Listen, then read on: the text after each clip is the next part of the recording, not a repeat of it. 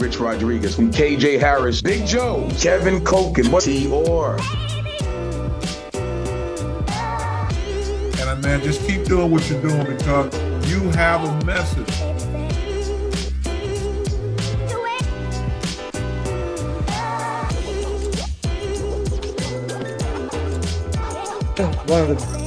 I think one of the greatest college running backs ever, obviously in the history of West Virginia, but also if you look at the stats, what he did in college football. All right, my Mountaineer fans, listen, I'm always blessed and humbled to have a former teammate on, especially from the golden era in the early to mid 80s. And today, as always, I have one of my favorite people of all time on my show, and I'm blessed to have him. So Gary played tight end for you, and the interesting thing about it is we call him Doc. So I'm blessed to be able to call him Doc. Yeah.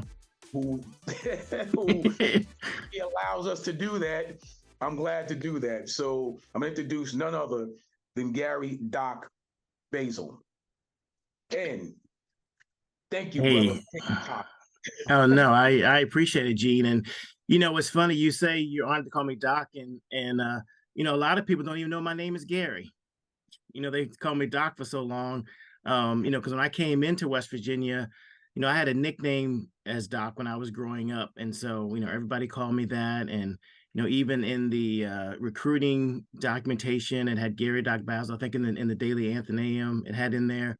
And Hollifield always tells a story that he said he was reading the paper and he was like, who is Gary Doc Basil? I mean, who is this guy? so yeah, it goes way back.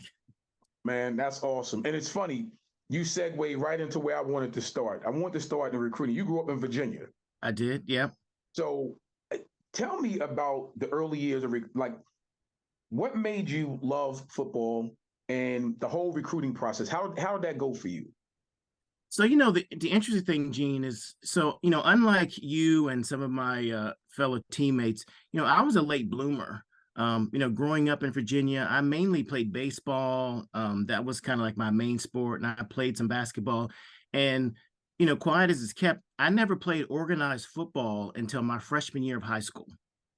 Wow. I played pickup and, tackle in the streets and two-hand touch and that kind of stuff, but never organized. And so actually when I went to high school, my freshman year, I remember like it was yesterday, the coach called us all in and, wanted us to go to our individual positions. And, most of my friends, they had played football for, years and they knew where they wanted to go. And I kind of stood there trying to figure out, what position I wanted to play because I had never played before. So I actually started out playing on defense. I was a defensive end my first year in high school. And then I guess what ended up being what would happen to me later in life, my sophomore year, they moved me to running back. And so, we had a need for a running back. And so, it took me probably a couple of years, probably that sophomore year and my junior year to really kind of get my footing. And, I wasn't necessarily, like you, a back that was natural ability. I kind of had to, come into that over the years. And so then my senior year rolled around, I, put up some stats, and that's when schools started coming around and recruiting. And because I had actually thought I was going to Virginia Tech just for schooling. And then when the schools come around and wanted to, offer me a scholarship, then, I took my visits and I think I went to Maryland, one of my first visits, since that was right here in my backyard. And one of my teammates, he and I went on that trip together, as well as our trip to West Virginia. And I went on a couple of trips, but, there was something about and I'm not telling you anything you don't know, but there was something about West Virginia when I went there, how the people were and how I was treated, and, meeting Coach Ford and Coach Nehlen, and, Coach Rasula was the running back coach when I was there. And so, I had a good feeling as far as just the university as a whole. And then I thought that, I stood a better chance of maybe playing earlier at West Virginia than maybe some of the other schools that I visited. Wow. And what's interesting, once again, perfect. You segue right into it. I wanted to ask about, and you're right, Coach Neal and Coach Ford, that staff was just so different. It was different than any other school I visited. It was different even with me going to Pitt and then transferring in and I took 5 more visits, so I got a chance to see 10 schools in a short period of time. And it was just West Virginia, Coach Nehlen and Coach Brown, the rest of that staff was second to none. So your experience with Coach Nehlen, how did that play out? Because he's such a different individual, and I don't think people give him enough credit for the character of the man that he is. Forget the coaching. Whenever somebody talks about Coach Nehlen, they get into the records and how many wins and losses. I've learned as I've gotten older, Gary, that I put that to the side. Mm-hmm. I've learned from this man as a man. He's a man's man. And the character that he builds with other men and other, student athletes around him, that's what drew me to him. What do you say to that? I mean, your experiences with him, do you agree, disagree? What do you think? Oh, I 100% agree. He was so genuine. When I met him, and he was very upfront in kind of his expectations and what he wanted, as a player, and also just from a standpoint of schooling. He wanted me to get a degree, and he was really interested in what I was trying to pursue. And he asked about my family, after we met them. So he just was a very genuine person, and you could tell that he cared about his players and me as a recruit. So that was one of my main reasons to go into West Virginia. That's awesome. That's the takeaway that I've gotten. That's the takeaway that, and again, I'm not talking about any other program. I just know what worked for me at the time. And like you just said, the fact that he was so genuine and caring. And the funny thing is, he will tell you not what you want to hear, but Right. what was in your best interest. Right. And I talked to him just last week, called him up. I always call him a few times at each. I try to reach out to him at least 2 or 3 times over a period of a few months just to check on him. And Right. I always tell him, Coach, as I get older, thank you so much for being patient. And he'll laugh, and he always say to me, "You did more for me than I did for you." He Yeah. always says that, and I'm like, nah. Right. Right. Right. Right. Because as you get older, you realize what that coaching was all about. The life experiences and the things that we learned from him. I was going to ask you, do you utilize some of those skills now in your current, in your current life? Do you use some of the things that you learned from Coach Nehlen now? No, I definitely do. I mean, trying to be genuine with people that I meet in my dealings and in work, and just people I come across in general. Preparation, trying to be prepared in the things that you do, and being accountable for the things that maybe you don't do as well. And all those things I kind of learned. I mean, I learned obviously from my parents as well, but you know, when I got older, and when you get to college, that's you're developing to a man. And Coach Nehlen had definitely some influence in that respect. Absolutely. And again, it's awesome when I tell parents now when kids are being recruited and they'll call for advice or whatever. And I always tell them the things that you learn at home from your parents, whatever school you go to, big or small, you want that extension of what you learned at home to carry over when you get to college. And I know there are some people that say, no, you shouldn't look at it that way because a college coach is just that. He's a coach. No, a college coach is actually a mentor. Right. And should be an extension. I don't want my son to go someplace where we've told him one thing at home, he gets someplace else, and it's the complete opposite. Right. It's like, wait, well, hold on. So I totally disagree with that. Do you get a chance to go to many of the games? Oh yeah, I try to go. As a matter of fact, my friends, I'm almost like Where's Waldo, because I try to go to at least 4 or 5 games a year, and whether that's home or away. I started out trying to go to every away game, every stadium in the Big 12, but now that there's more teams, it's gonna be harder to do. But I've gone to pretty much all of them except for the old existing ones. I haven't been to Kansas or Kansas State or Iowa State. But all the others I've been to. I've been to, I think, like 4 games this year. I went to the UCF game. I went to the Houston game. I went to, obviously, the Pitt game. I went to the Penn State game. So, yeah, I try to go to at least 3 or 4 games a year. That's one of my highlights. And actually, when I first started going, I guess shortly after I started, graduated, I wanted to try to make sure other people were going. And then I realized, I'm like, there's going to be somebody there that I know, so I don't have to worry about contacting somebody to go to the game. I know I'm always going to see somebody, whether that's Undra or Pecan. I'm going to see somebody, and Right. we're all brothers, and there's people that I see, and maybe I didn't have a real strong relationship with them during the school year, but I see them at the game, and I'm happy to see them. We dap each other up, and we got some conversation, get some jokes in, so it's always a good time. Absolutely. And you may not remember this, but I'm gonna tell you something. When I transferred to WVU, when me and AB transferred in, you don't know how you're gonna fit initially. You know what I mean? Especially coming from Pitt. You know what I Right? mean? Yeah. Right. So, but I'm gonna tell you something, Doc.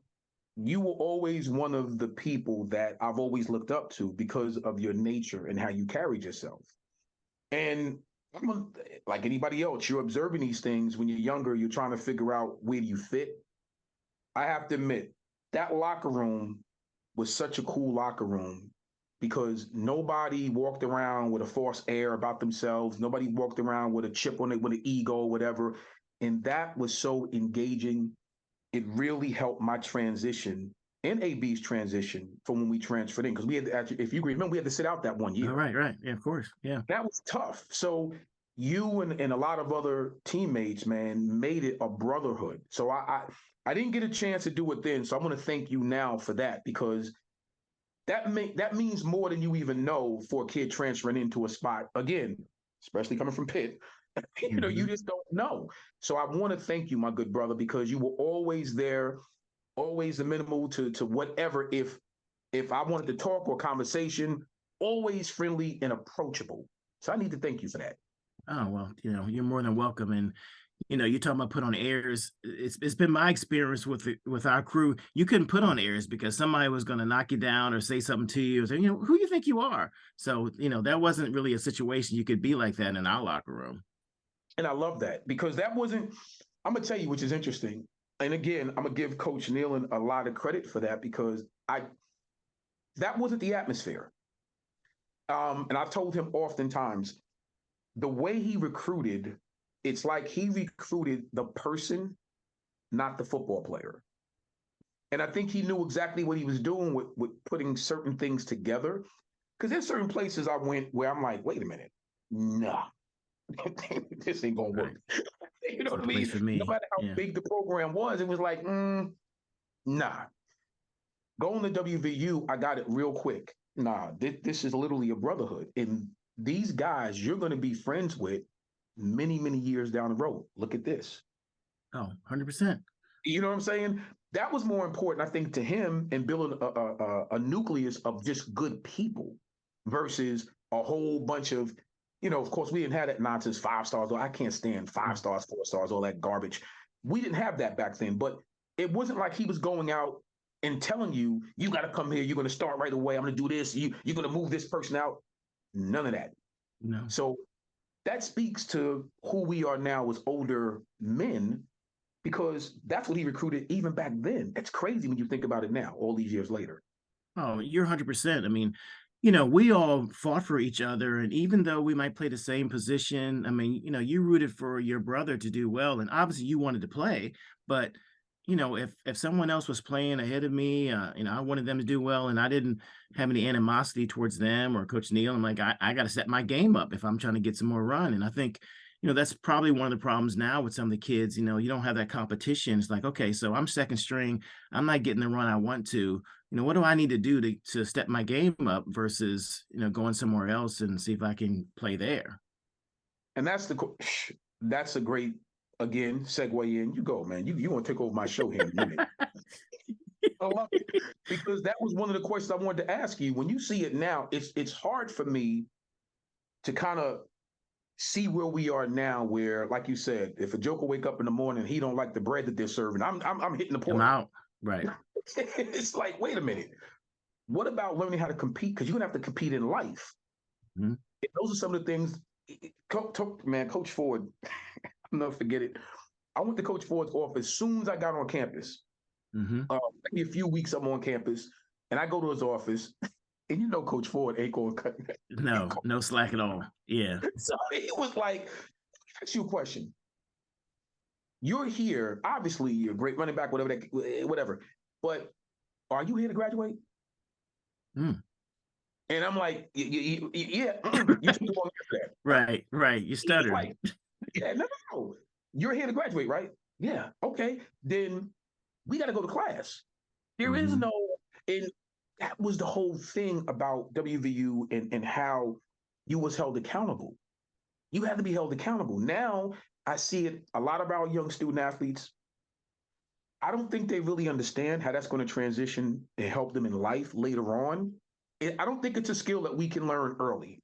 I don't know if that's correct. So, because I think we come in, you're 17, 18 years old, and we think we got it all figured out.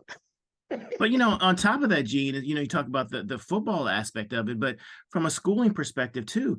I mean, those, the kids who go from school to school as far as the transfer portal, like you don't know how much of their transcript is going to translate and be accepted into the next school. So, some of these kids, they might play 3 or 4 years, bounce around from different schools, and they're not really that close to graduation. So, that's definitely a concern. And like you said, as far as West Virginia, I think that was a good mix with, the way Coach Nehlen wanted or expected you from an academic perspective, and his marriage with Coach Ford is how, Coach Ford really held you accountable. And, he had his minions out there looking. If you weren't in class, you were on the list and you were running or you're doing something you didn't want to do. So you're like, maybe I should just go to class. And maybe it's easier just to do that. I remember, I missed one class. I remember this. And boy, Coach Ford was hot. But he said, well, you already know. There's no reason for me to yell. You already know what's going to happen, right? Right. You got to get up 6 a.m. That's it. It was like, wait a minute. Don't make him run.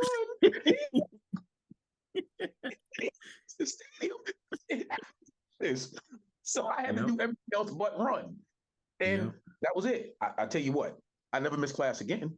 Yeah. That was it. You're right. I enjoyed that part of it, being held accountable, because I felt like later on, I use a lot of that now in my business and as an educator and all of that stuff. But more importantly, it's all the things that I don't think young men get a chance to think about, because this stuff is happening so quick. The recruiting process now is far different than what it was when we were being recruited. 100%. This is a different business. So the model now is, I got to tell parents, listen, you better learn financial literacy. You better go get yourself an accountant and an attorney. I'm seeing some of these deals, Doc. Some of these deals, these guys are making 2.3 million, right? 1.5. Right. You know what I mean? It's like, wait, whoa, wait a minute.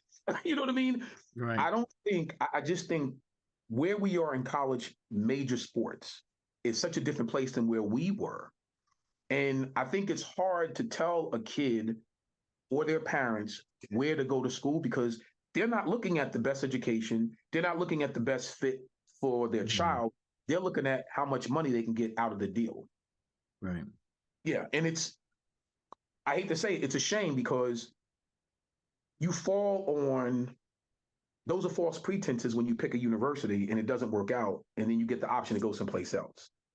No, you're 100% right. And, I'm glad we kind of grew up in the time that we did, because, in addition to all the things we've talked about, I thought, I'll talk about relationships like you talked about at the beginning. So, in August, we had a reunion of sorts of the guys that I came in with. And there was maybe like 10 or 15 of us. And, it's truly, as it's truly a brotherhood. I mean, you would do anything for those brothers. You're there for them, in their hard times, you celebrate them when the things go well. And you can't really have that if you're at a school for a semester or for a year, and then you go somewhere else. You can't really build those relationships. And, I wouldn't trade anything for the friends that I made at West Virginia. I mean, they're lifelong friends. And, we had a great time that weekend. We were there and, chopping it up and catching up and telling stories and telling some lies and, hugging it out and stuff. And, it was a great experience. And, I was glad that, I have those friends and brothers. Absolutely. Now you got to share some stories. Now you got to share a few stories. What's some of the funniest things you can remember? Because I remember quite a few. But what are some of the funniest things you remember from some of our band of characters? I'm not sure if I can share those on this on your telecast.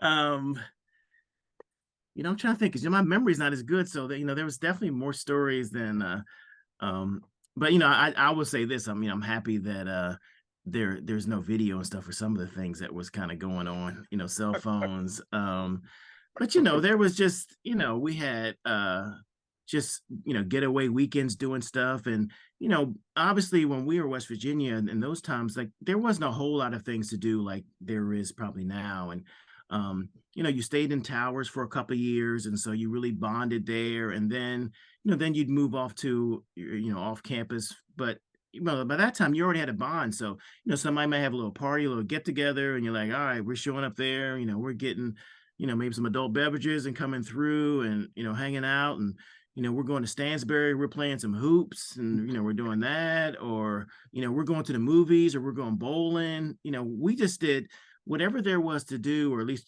find something to do for entertainment. That's what we were doing.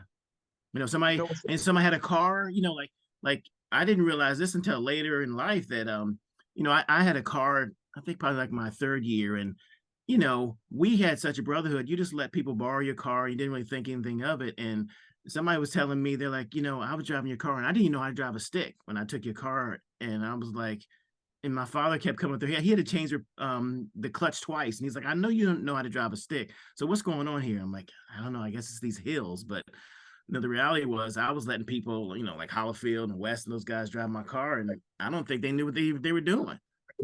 Hey, did you ever tell your dad the truth? I did now. I mean, now I never told him back then. But now, there's a lot of things that come out now. And he's like, I didn't know that. And like, yeah, well, we're adults now. Right. Look, I can share that with you now. Right, exactly. And I'm sure at some point my son will tell me some stories too. And you're like, okay. Yeah, exactly. I remember it was too funny. We used to have the linemen versus the running backs. Wrestling with each other. Oh yeah, in the TV room. Yes. And I think for the longest time, me and AB was champs. We okay. did okay. Okay, held your own. What? That was we more than held our own. Okay. That was the funniest thing. And I remember, oh my God, somebody got slammed upside down on the wall, and it made so much noise that they called one of the coaches because they thought we went through the wall. I can see that. Yeah, and it was so funny when the coaches came. Everybody, it was almost like in unison. Coach turned the corner, we all sat down. Right. Like we were being an orchestra or something. Yeah. Clean fun, like fun. Good clean fun. Fun. Right. When I look at some of the things I hear now, again, I told Coach Nehlen a few days ago, man, you're missed. Who you were as a coach is totally missed in this current state of college sports. Right. Because none of the shenanigans that most people you heard about, because I had friends who went to other universities, as you did as well. Right. And I would hear horror stories about what's going on off the field and coach don't care. I never, ever felt that with Coach Nehlen or the staff that he assembled. Never. And to this day, I give every last one of them coaches and the men the credit that I think they deserve because they're really good men, good character men. Yeah. You're right. 100% right. Yeah, that speaks volumes. When your parents had a chance to meet Coach Nehlen, how did they feel? They loved Coach Nehlen. I think it really started out with, like I said, Coach Krasula, because he was the one that recruited me. So he would come, and that was kind of how the relationship kind of started. And then, going there for my visit and meeting Coach Nehlen and sitting down with him. And, I know they felt real comfortable that they could send their son to this place, that they weren't there on a regular basis, and that, I was going to be taken care of. I was going to be looked after. I was, they had my best interest in mind as far as, academics and just being safe. And then, the last part is the football stuff. Right. Yeah. And that again, that's awesome. I always think, for me personally, that's the best possible end result when you're talking about picking a university. It shouldn't be about football. Right. My son went through the whole process. Said, Brandon, listen, pick a school that if you wasn't playing a sport, you would still want to go to that school and attend that university and graduate. Right. And that's how we looked at it. Like, pick a place where you would want to graduate from first. Mm-hmm. And I know people looking at me like, what? He's a high school American. Why would you tell him that? Right. Because that's the most important thing. The foundation of a decision can't be based on the fun part of it. I always do it the opposite. Give me the hard stuff first, and we'll figure out the fun part later. You know what I mean? So, no, I mean, you're right, but I will say this though, the football part was good though too in West Virginia. I mean, I was the fan base there. I mean, I'm always amazed. I was an okay player. I mean, I did start but I wasn't, I guess maybe part of my name was kind of maybe recognition, but I'm always amazed when I see some fans of a certain age and I introduce myself and like, oh, you play tight end, right? I'm like, you should remember me. I mean, somebody like you or AB or Mage, those guys you should remember. You shouldn't be remembering me, but it's a testament to the fan base at West Virginia and how much they love the university and the football team and obviously the state. So it's I'm always proud to put on my WV outfits and I'm out and you always see somebody in whether it's the airport or whatever and you go let's go and you hear Mountaineers and that's always a fun time. absolutely, Doc. All these years later, I agree with you 100%. And my wife said you are so disrespectful because I don't care what college campus I'm on. Yep. I'm going to represent WVU, and it's so funny, especially Rutgers. Oh, really? Oh, absolutely. Oh, I go on their campus almost purposely with West Virginia on. Yeah. It's just one of them things, but you're 100% right. I love our fan base, and I'm hoping that our current Mountaineers, they really get that experience and years down the road, they can also bond and talk the way we're talking now. And I think that is so important to do. That brotherhood and the camaraderie, you have that for life. You have See, that for life. I don't know if they have that. I mean, I can't say, with 100% certainty, but it's like I said before, you start out in towers for a couple of years and, you see each other day in, day out. I mean, you have to have, and then, practice. So you really have that bond. And I think now when they come in, I think they can already stay in like their own apartments and stuff. So, you're not really around each other as much. And so you might have a little clique as far as a few people, but, when we would go somewhere, we might be like 10 or 15 deep. I mean, it wasn't like a couple of people. I mean, there was, some couple of people might do some things, but especially roommate or whatever. But, we went somewhere, we showed up and, whether, I mean, it could be anywhere. I mean, we'd go to a fraternity party or, like I said, the other activities that I mentioned. I mean, we just did stuff and, and everything was shared. I mean, if you had a couple of dollars, it's like, all right, so somebody get a case of 40s or, we're gonna get some food. I mean, who can buy pizza? And it was just like, you just shared it. It wasn't anything that was, your own self. You were selfish that way. And I'm hoping and praying. And a lot of people get a chance to see Relatively Sports with Eugene Napoleon in this interview they're going to see. And I'm hoping and praying that some of the younger players get a chance to view this and understand exactly what we're talking about, because that's what's key. Yeah. You're going to be a human being far longer than you're going to be a football player. 100%. So be the best version of yourself that you possibly can be, and then bring your brother along with you. Yeah, 100%. I mean, we obviously have some conversations when we're together, but you're asked about your kids and what kind of work you do, and we try to get together, every so often, whether it's in Morgantown or someone's where they live. Like I know, like last year, McMee and John Talley and Larry Holly went down to hang out in Atlanta with Stacy Smith and Gary Blue Mullen and Todd Fisher. And I mean, we just laughed the whole weekend, just laughed and laughed. And, that's what it's all about. Cause you're playing, I don't care how good you are, your playing day is going to end at some point. And so then the reality is it's like, the things that you are important, your friends and, kind of life after football. Absolutely. Absolutely. I got about a minute left. Let me ask you a quick question. So if you had to give advice to a young student athlete that's trying to pick a university, what advice would you give them?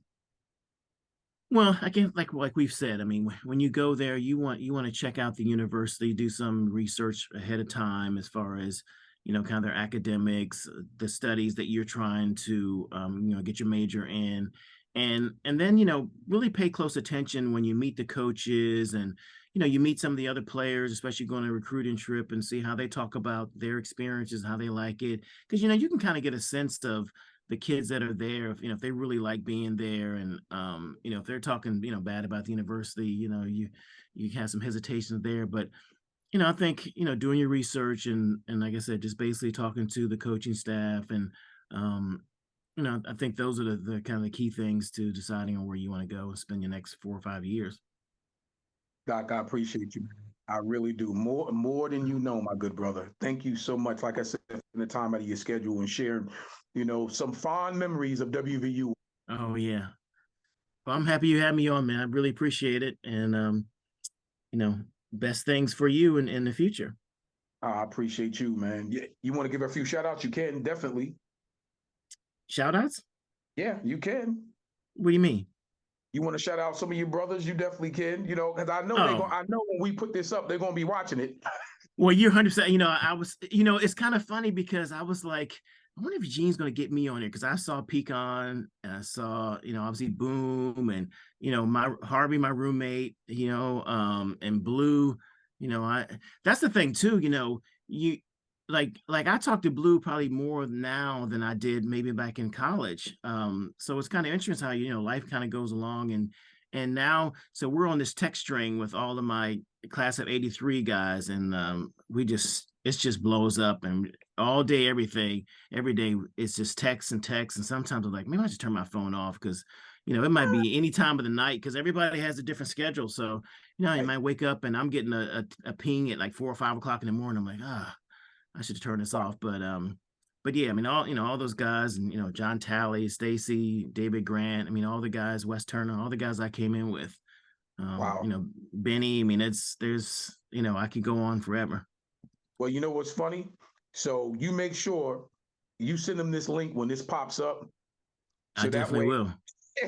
So everybody can be involved in it. I'm trying to get Stacy on it. I'm trying to get everybody you just mentioned. I want to hear. Okay. I think it's important. Yeah. It's really our legacy when you stop to think about it. Yeah, hopefully they won't be clowning me too much, and maybe I said something I didn't know I said. They won't. But then again, listen, we're all brothers, so yeah, you know how brothers can be.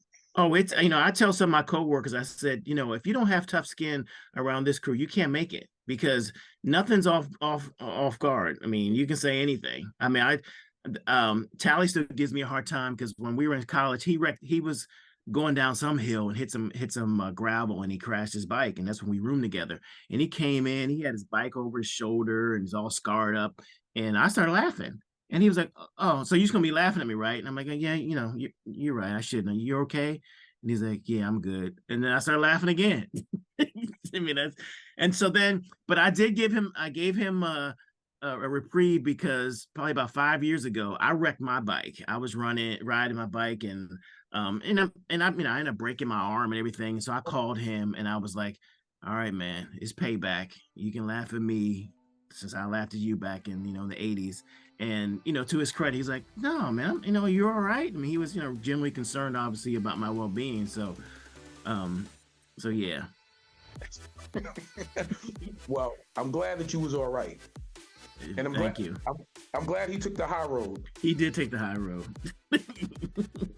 Yeah. I'll talk to you soon, my good brother. Thank you so much.